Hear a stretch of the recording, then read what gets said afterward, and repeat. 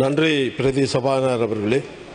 AR Jayawardene முன்னாள் மறைந்த ஜனாதிபதி அவர்கள் இந்த அவசரகால சட்டத்தை உருவாக்குவதற்கும் இனப்படுகொலையை ஆரம்பித்ததும் அவருடைய காலத்தில் தான் என்பதை இங்கு கூறிக்கொண்டு, அந்த இனப்படுகொலையை ஆரம்பித்த நாள் இன்றைக்கு 39வது வருடங்களை தாண்டி இருக்கிறது. இந்த அவசரகால சட்டத்தை உருவாக்கிய நாள் 39வது வருஷங்களை தாண்டி இருக்கிறது. அந்த அடிப்படையிலே வெலிக்கடை சிறையிலே அந்த கொலையை ஆரம்பித்து, இனப்படுகொலையை ஆரம்பித்த 39வது நினைவு நாளை இன்றைக்கு ஜூலை படுகொலை கரிநாளாக எங்களுடைய தமிழ் தேசம் நினைவு கூறுகிறது. அந்த ரீதியிலே தமிழீழ விடுதலை இயக்கத்தின் ஸ்தாபகரான தங்கத்துரை குட்டிமணி அவர்களோடு மரித்த ஜெகன், நடேசதாசன், தேவன் போன்றவர்களோடு 53 பேர் படுகொலை செய்யப்பட்டார்கள்.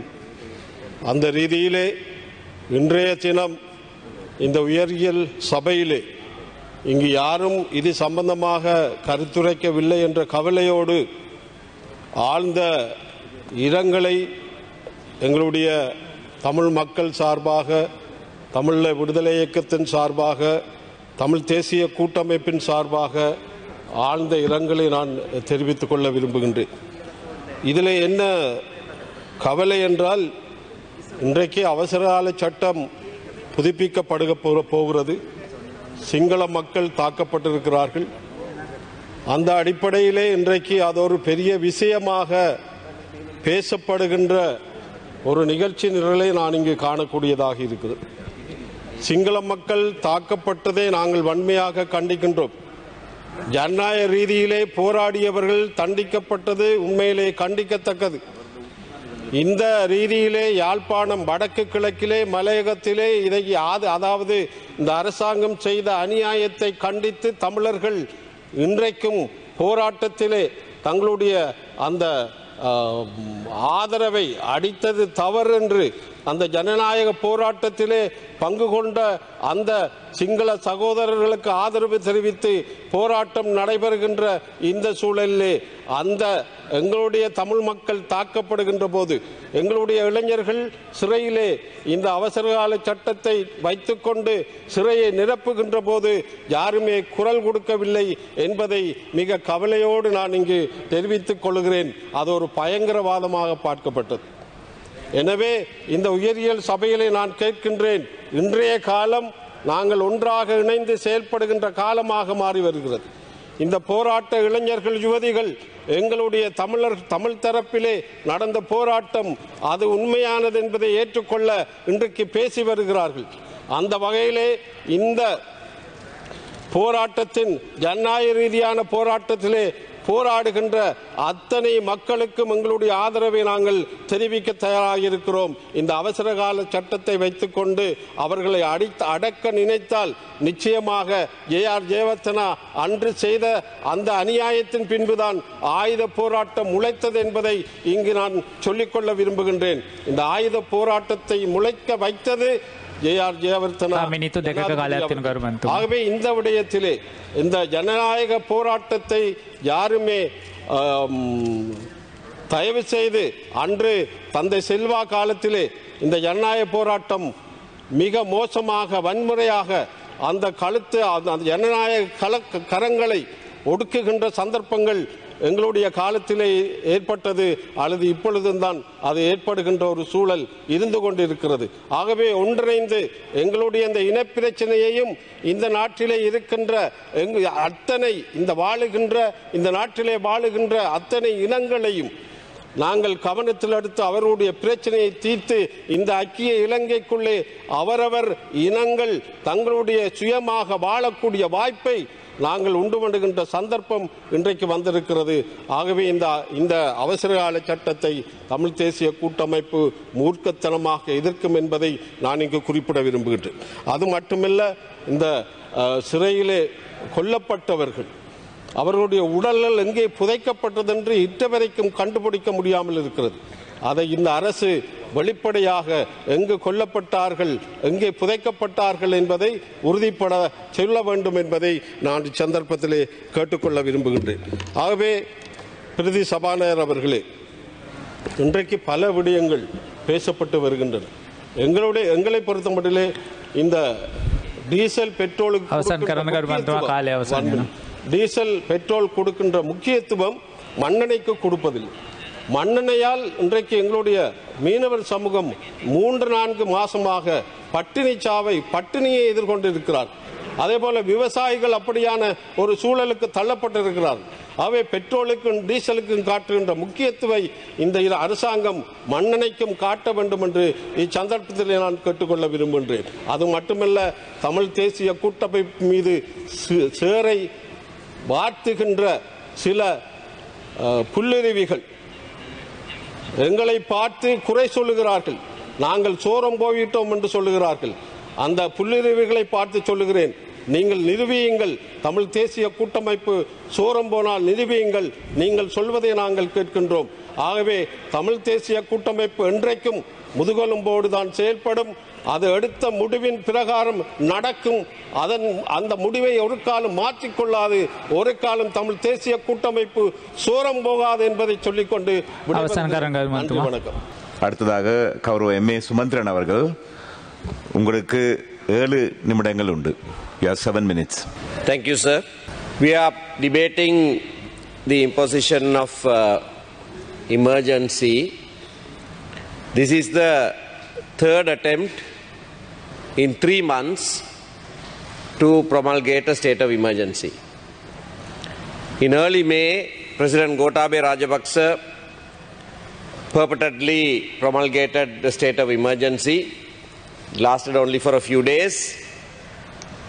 It was challenged in the Supreme Court. I myself appeared as counsel, and court granted leave to proceed against that imposition of emergency. The case is still pending in court. It was immediately revoked. Thereafter, he promulgated a state of emergency again and allowed it to lapse before it could be debated in this House. Now, this is the third time. On the 18th of July, as acting President, President Ranil Wickremesinghe promulgated state of emergency, which is now placed before the House.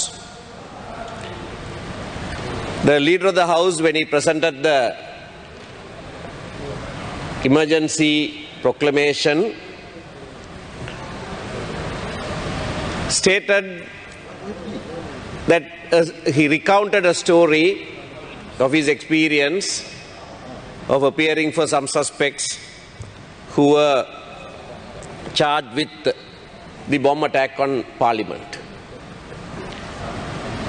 In that narration itself, he said that his clans were found to have given a confession, and that was not given voluntarily.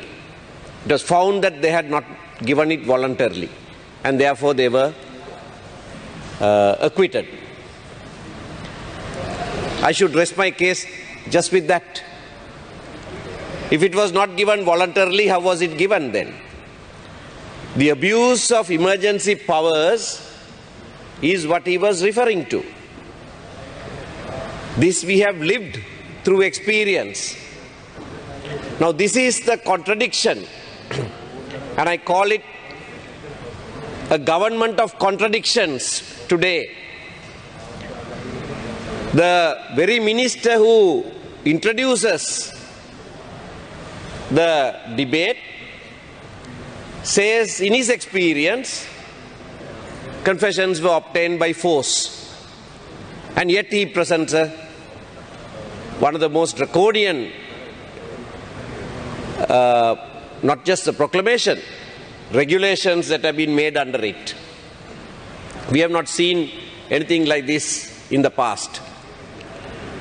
Now, what is the cause for this? Why Why is a state of emergency necessary today? We've gone through a stormy period from April till July. There were attempts to promulgate emergency which failed. Now, after the new president has taken over, a state of emergency is being declared. What for? He became president on account of this protest. If not for this protest, he won't be president today. That's quite simple. Everyone who keeps saying, we you have 2 more abide by minutes, the honorable member. Constitution. You have 2 more minutes. How much? You have 2 more minutes. Thank you. Everyone who says we must abide by the Constitution is now have seated there, having formed a new government on the back of the protest. If not, you won't be there. If not, the president won't be there. You have benefited from the protest, and once you have sat there, you are saying all this is illegal. Then all that happened is also illegal. Then you occupying that post is also illegal. Since time is short, I just want to refer to one fact. Impunity in this country has a long history. And that I can refer to from July 1983. This is the month of July. And we remember what happened in 83 July. And one of the greatest blots in the history of this country is the massacre of the prisoners in Valikada prison, who were protected by the state. They ought to have been protected by the state. They were in the custody of the state. Has anybody been prosecuted for that? No. The massacre of the inmates in Bindinuavak under the state protection, custody. Has anyone been prosecuted for that? No. The Trinco 5, the 17 ACF aid workers in Mutur, the list goes on.